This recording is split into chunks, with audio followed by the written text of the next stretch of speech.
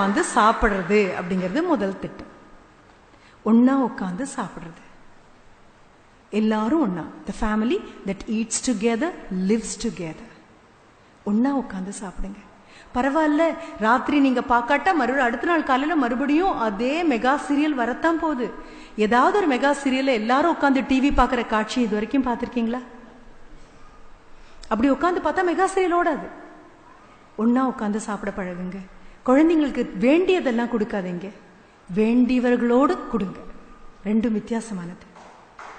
விரும்பினதெல்லாம் ஹோட்டல்ல கிடைக்கும், விரும்பினவங்களோட சாப்பிடுறது வீட்டுல மட்டும்தான் கிடைக்கும். எனக்கு இட்லி பிடிக்காது அப்படின்னு சொன்னா அம்மா சொல்லுங்க, இட்லி தான் இன்னைக்கு அப்பா சாப்பிட்றாரு, தாத்தா பாட்டி சாப்பிட்றாங்க, நான் சாப்பிட்றேன், அதனால நீயும் சாப்பிடலாம். அடுத்த நிமிஷம் உனக்கு ரோஸ்ட் போட்டு தட்டுமா, நெய் ரோஸ்ட் போட்டு கொடுக்கட்டுமா அப்படின்னு போய் பண்ணாதீங்க. நீங்க தான் சொல்லி கொடுக்குறீங்க. ஒன்னு பிடிக்கலன்னு சொன்னா இன்னொன்னு கிடைக்கும், நீங்க தான் சொல்லி கொடுக்குறீங்க. தவத்துல இப்ப தவம் நிறைவேற்றுவோம்னு சொன்னாங்க இல்லையா? வினோபாவுடைய வாழ்க்கை வரலாற்றுல மிக அழகான ஒன்று இருக்கு. எது கசடுங்கிறது அதுலயும் வருது. வினோபா பாவைக்கு காந்தியடிகளை ரொம்ப பிடிக்கும். சபர்மதி ஆசிரமம்னு ஒன்று தொடங்கின அடுத்த நிமிஷம் முதல் மாணாக்கனா வினோபா போயிட்டாரு. 7 வயதிலேயே பிரம்மச்சரியம் எடுத்தாச்சு. கல்யாணங்களுக்கு போறதில்ல, பெரிய விருந்துகள் எல்லாம் சாப்பிட்றதில்ல, எல்லாம் தான். அப்படிப்பட்ட வினோபா போய் சபர்மதி ஆசிரமத்தில் அமர்ந்த போது காந்தியடிகள் சமைக்க பிடிக்கும். காந்தியடிகள் இன்னைக்கு சமைக்கிறாரு. பரிமாறுனா பாவக்காய் பொரியல் பரிமாறினாங்களாம். வினோபாக்கு காந்தியடிகளை பிடிக்கும், பாவக்காய் பிடிக்காது. காந்தியடிகள் பரிமாறிட்டு போயிட்டாரு. என்ன பண்றதுன்னு தெரியல வினோபாக்கு. அடுத்த நிமிஷம் அந்த பாவக்காய் பொரியல அள்ளி அப்படியே முழுங்கிட்டாரு.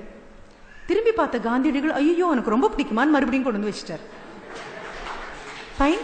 வினோபா ரொம்ப அழகா சொல்றாரு, அது வரைக்கும் துறவரம் அப்படின்னா விரும்பினதை விடுறதுதான் துறவரம்னு நினைச்சேன், பிடிக்காததை ஏத்துக்கிறது அதை விட பெரிய துறவரம்னு அப்புறம் தான் புரிஞ்சுது. கொஞ்சம் அந்த பொறுப்பை ஏத்துக்கோங்க, குழந்தைக்கு சொல்லிக் கொடுங்க. இட்லியே கிடைக்காத ஊர்ல இட்லிங்கிறது ரொம்ப பெரிய விஷயம் சொல்லி கொடுங்க. பட்னி கிடக்கிறது அப்படிங்கிறது பிடிக்காதது நகத்தது பேர் பட்னி இல்லை, கிடைக்காம போயிடுமோங்கிற அபாயம் என்னன்னு சொல்லி கொடுங்க. ஒவ்வொன்னா, ஏன்னா அம்மா தான் ருசியை காமிக்கணும். ஏன்னா அம்மா பல்லியை பார்த்து ஐயோ பல்லி அப்படின்னா குழந்தையும் ஐயோ பல்லிங்கும், ஹை பல்லி அப்படின்னா ஹை பல்லின்னு சொல்லும். அம்மா தான் சொல்லி கொடுக்கணும். எதை பார்த்து அருவருப்பு காமிக்கிறீங்களோ அதெல்லாம் அருவருப்பு, எதை பார்த்து சந்தோஷம் காமிக்கிறீங்களோ அதெல்லாம் சந்தோஷம். ஏன்னா கணவன் மனைவியா இருக்கிறது ஒன்றும் கஷ்டம் இல்லைப்பா. அப்பா அம்மாவா இருக்கிறது ரொம்ப கஷ்டமான காரியம், ரொம்ப கஷ்டமான காரியம். பெரும்பாலும் கணவன் மனைவிக்கு இருக்கக்கூடிய பிரச்சனைகள்லாம் அப்பா அம்மாவா தான் நம்ம தீர்த்துக்கிறோம். அங்கதான் அடுத்த பிரச்சனை. அதனாலதான் குழந்தைங்க முன்னால கேவலமான வார்த்தைகள்லாம் அப்படி பொங்கி பொங்கி நமக்கு வர்றதுக்கு காரணம். உங்க அப்பா கிட்ட போய் சொல்லு, உங்க அம்மா கிட்ட போய் சொல்லுன்னு குழந்தைய தூது அனுப்புறது எல்லாமே அதனால. வீட்டுக்குள்ள புதிய பாடத்திட்டத்தை கொண்டு வரலாம். சந்தோஷம் அப்படிங்கிறது வாங்கி கொடுக்குற செல்போன்ல இல்லை, சந்தோஷங்கிறது பாவாடை சட்டையில இல்லை, சந்தோஷம் அப்படிங்கிறது கேட்ட உணவு வாங்கி கொடுக்கறது இல்லை, சந்தோஷங்கிறது வாங்கி கொடுக்குற விஷயமே இல்லை. சந்தோஷம் அப்படின்னா உள் மனசுல பிடிச்சவங்களோட ஒரு நிமிஷம் ஒன்னா உட்கார்ற பாக்கியம் கிடைச்சது இல்லையா, அது சந்தோஷம். அந்த நிமித்தம் சந்தோஷம். வாழ சொல்லி கொடுங்க குழந்தைங்களுக்கு. வாழ வகையறியாம நாம போனதுக்கு அப்புறம் குழந்தைங்களை வாழ வழிகளாம நாம எல்லாம் கிளம்பி போயிடுவோம், ஆனந்தமா கிளம்பி போயிடுவோம். 30வது வயசுல குழந்தைங்களுக்கு பிபியும் சுகரும் எல்லாம் வரும்போது யாருக்கு என்ன வளர்த்துருக்கோம் குழந்தைய?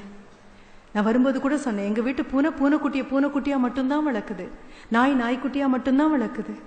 எல்லாம் அதது தன்மையிலேருந்து எந்த மாற்றமும் இல்லாம அப்படிதான் வளருது. இன்னி தேதிக்கும் வேப்பம் விதையை போட்டா வேப்ப மரம் தான் வருது, ஆலம் விதையை போட்டா ஆலமரம் தான் வருது, அரச மரம்னா அரச மரம் விதையை தான் போடணும். உங்களுக்கு நாய்க்குடை வரணும் அப்படின்னா காளான்னா காளான் தான் வரணும். ஆனா நாம மட்டும் ஏன்பா பேருக்கு ஏத்த மாதிரி விதம் விதமா முளைச்சு வந்துட்டு இருக்கோம்? என்ன பிரச்சனைய நம்மளால அனுசரிக்க முடியாம போயிடுச்சு. வகுப்பறையை விட்டு கல்வியை வெளியில கொண்டு வரலாம். அது கசடு இல்லாத கல்வியா இருக்கிறது நாம முடிவு பண்ணலாம்.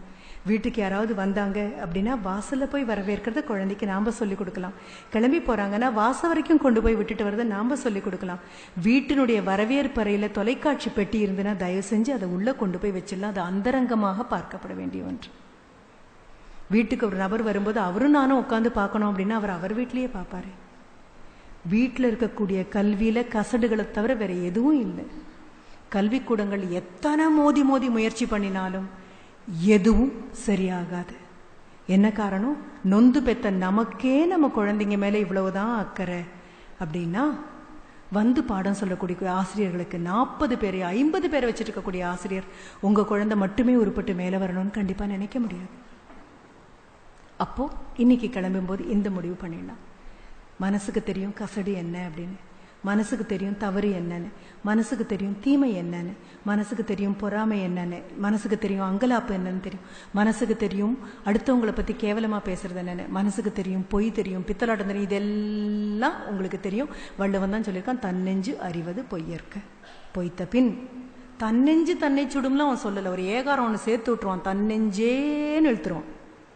தன்னெஞ்சே தன்னெஞ்சு தீயினால் சுட்டபுண் உள்ளாரும் ஆறாது இல்லை, ஆறாதேன்னு இழுத்துருவான். அவன் ஏகாரம் போட்டு இழுக்கும் போதெல்லாம் உதைக்க போறான்னு அர்த்தம். இனி குழந்தைங்களை மடியில் உட்கார வச்சு அமைதியாக அப்பா பேரு, அம்மா பேரு, மாசங்களோட பேரு, தாத்தா பாட்டி பேரு எல்லாத்தையும் நீங்க சொல்லி கொடுங்க. குழந்தை கழுத்துல அடையாள அட்டையா இனி அது மாட்டிட்டு சுத்த வேண்டாம். நன்றி, வணக்கம்.